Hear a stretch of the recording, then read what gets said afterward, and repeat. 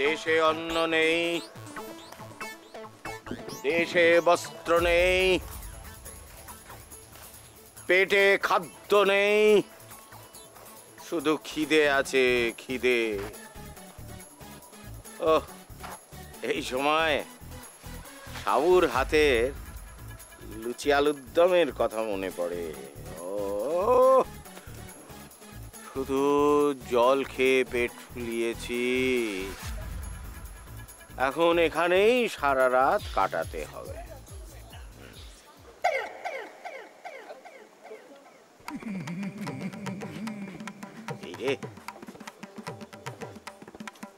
এ বাবা, রাত্রির বেলা মাথায় পাখির পটি পড়লো।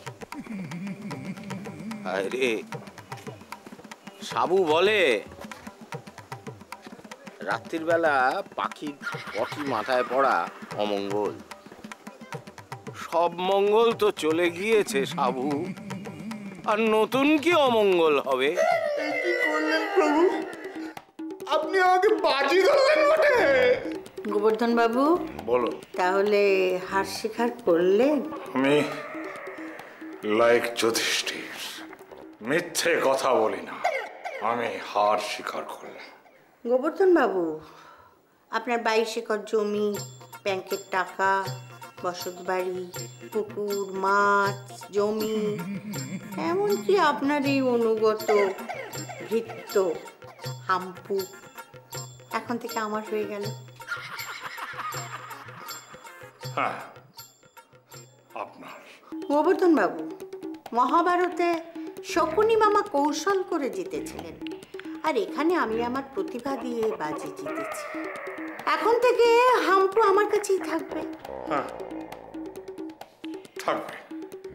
আজ থেকে আমার পুকুর, জমি, বসত বাড়ি, এমনকি আমার ভার্যা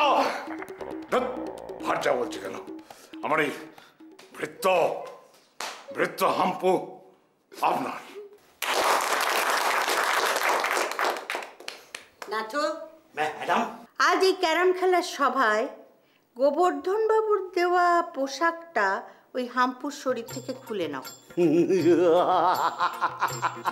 আমার বাবা বলতো duty is duty.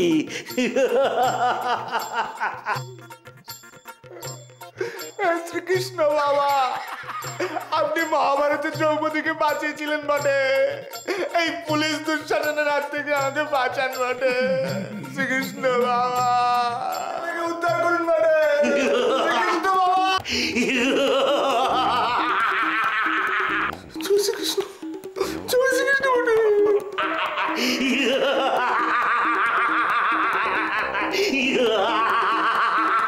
Joy Shri